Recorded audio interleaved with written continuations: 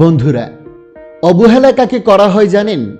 অবহেলা করা হয় তাকে যাকে পাওয়া যায় খুব সহজ, যে সবসময় হাতের নাগালে থাকে, যার সময়ের কোনো মূল্য নেই, কারণ সে নিজেই নিজের সময়ের দাম বোঝে না।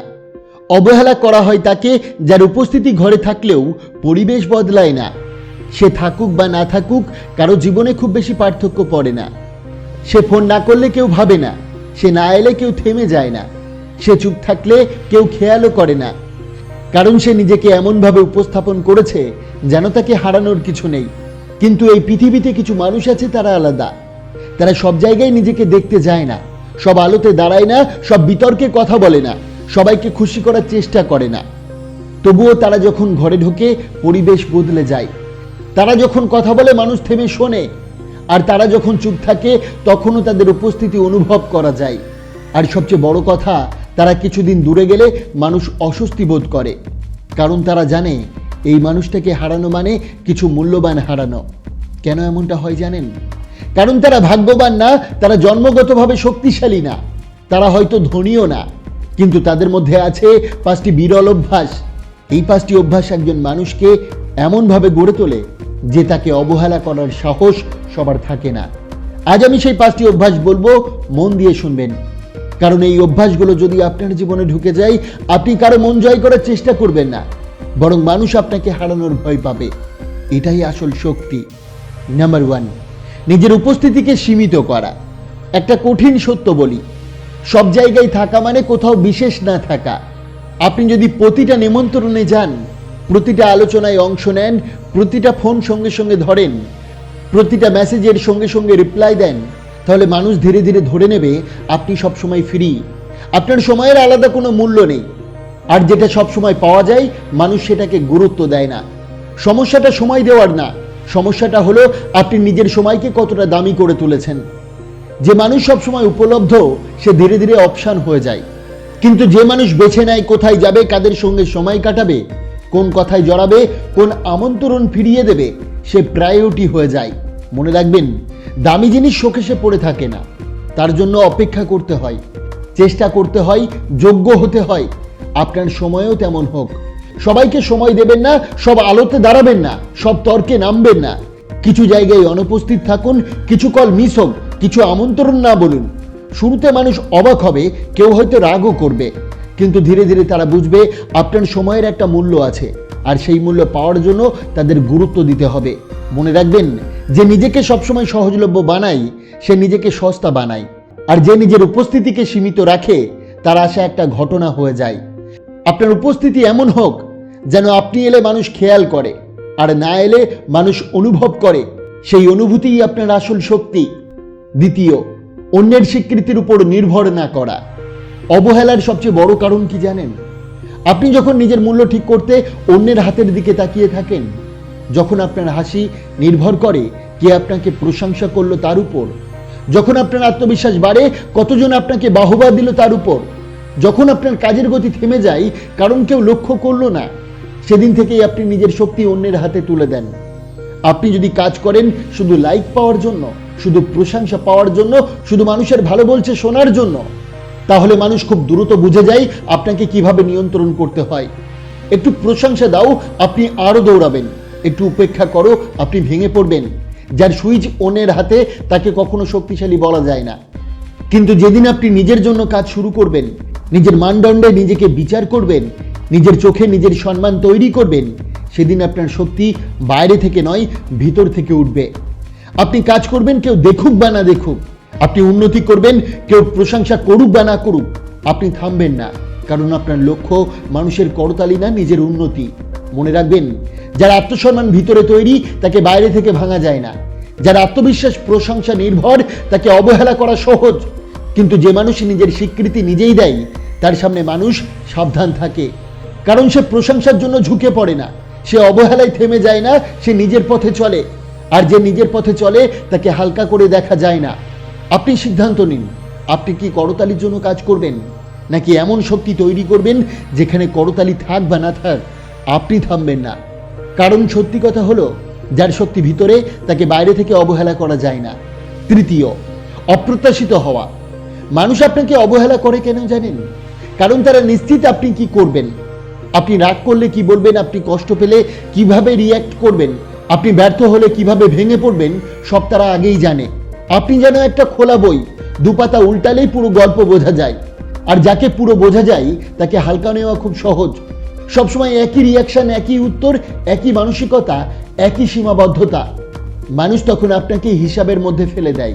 ও এমনই, ও বদলাবে না, ওর দ্বারা এতটুকুই সম্ভব। কিন্তু কল্পনা করুন, একদিন আপনি চুপ করে গেলেন, অভিযোগ বন্ধ করলেন, অজুহাত বন্ধ করলেন, দেখানো বন্ধ করলেন।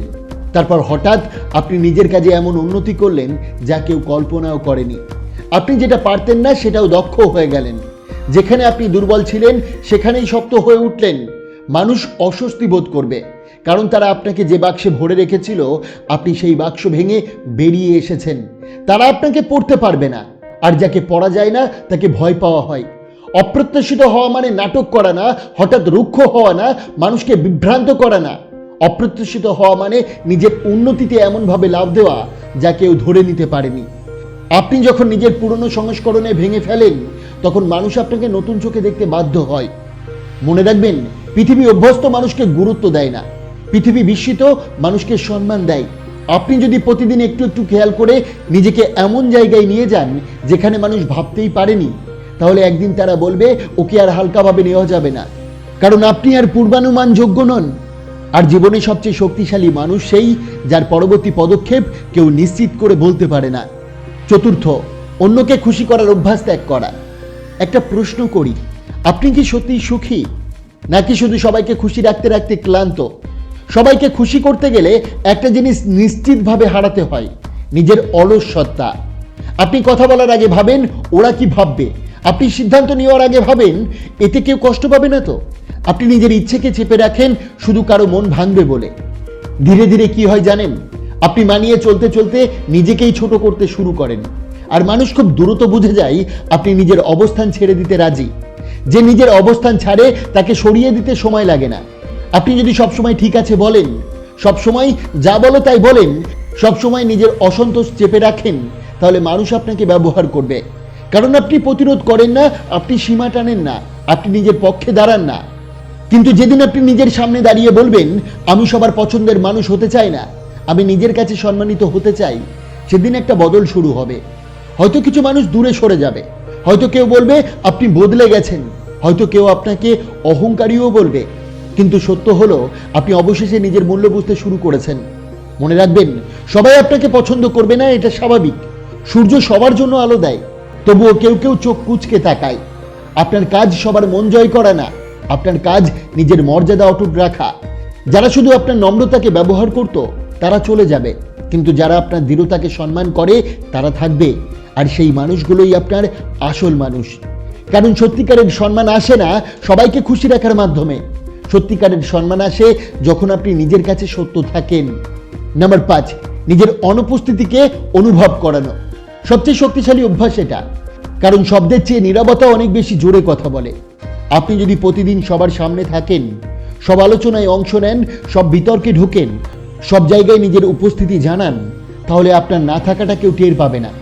কিন্তু কল্পনা করুন, একদিন আপনি হঠাৎ চুপ হয়ে গেলেন, অপ্রয়োজনীয় কথা বন্ধ করলেন, অকারণ আড্ডা কমালেন, নিজেকে ব্যস্ত রাখলেন নিজের উন্নতিতে। আপনি অভিযোগ করলেন না, নাটক করলেন না, ঘোষণা দিলেন না, শুধু ধীরে ধীরে সরে গেলেন। শুরুতে কেউ খেয়াল করবে না, কিন্তু কয়েকদিন পর কেউ বলবে ওকে দেখা যাচ্ছে না কেন, কেউ ভাববে আগের মতো আর যোগাযোগ করছে না কেন। কারণ আপনি নিজের মূল্য বুঝতে শব্দ ব্যবহার করেননি, আপনি ব্যবহার করেছেন অনুপস্থিতি। আর অনুপস্থিতির একটা অদ্ভুত শক্তি আছে। যার উপস্থিতি সাধারণ তার অনুপস্থিতি অদৃশ্য, কিন্তু যার উপস্থিতির ওজন আছে তার না থাকাটা অনুভূতি হয়। মনে রাখবেন, যে মানুষ নিজের সময়, শক্তি আর উপস্থিতিকে নিয়ন্ত্রণ করতে পারে সে পরিস্থিতিকেও নিয়ন্ত্রণ করতে পারে। আপনি যদি নিজের অনুপস্থিতিকে এমনভাবে তৈরি করেন যাতে মানুষ বুঝতে পারে আপনার জায়গা ফাঁকা হয়ে গেছে, তাহলে কেউ আপনাকে অবহেলা করবে না। কারণ মানুষ তখন জানবে আপনাকে হারানো মানে একটা মূল্যবান জায়গা হারানো। তাই শেষ কথাটি মনে রাখবেন, অবহেলা বন্ধ করার জন্য আপনাকে চিৎকার করতে হয় না, নিজেকে প্রমাণ করতে হয় না, সবার সামনে শক্ত দেখাতে হবে না। আপনাকে বদলাতে হবে ভিতর থেকে। নিজের সময়কে দামি করুন, প্রশংসার উপর নির্ভর ছেড়ে দিন, এমনভাবে উন্নতি করুন যাতে মানুষ অবাক হয়। সবার মন জেতার চেষ্টা বন্ধ করুন, আর মাঝে মাঝে নীরব হয়ে নিজের অনুপস্থিতির শক্তি দেখান। একদিন এমন সময় আসবে, আপনি কাউকে ধরতে যাবেন না, আপনি কাউকে বোঝাতে যাবেন না, আপনি কাউকে থামাতে যাবেন না, বরং মানুষ ভাববে এই মানুষটাকে হারানো যাবে না। কারণ সত্যিটা খুব সহজ, যাকে সহজে পাওয়া যায় তাকে সহজে হারানো যায়। কিন্তু যে নিজেকে দামি বানাতে জানে, যে নিজের মান নিজেই ঠিক করে, তাকে অবহেলা করার সাহস কারো থাকে না। বন্ধুরা, আচার্য চাণক্যের প্রতিটা মূল্যবান নীতি এবং উপদেশ আমাদের চ্যানেলে আছে, ভিডিওগুলি চেক আউট করতে ভুলবেন না। আপনি যদি আমাদের পরিবারে নতুন হয়ে থাকেন, অবশ্যই চ্যানেলটিকে সাবস্ক্রাইব করে পাশে থাকা বেল আইকনটি প্রেস করতে ভুলবেন না। আপনাকে অসংখ্য ধন্যবাদ ভিডিওটি শেষ পর্যন্ত দেখার জন্য।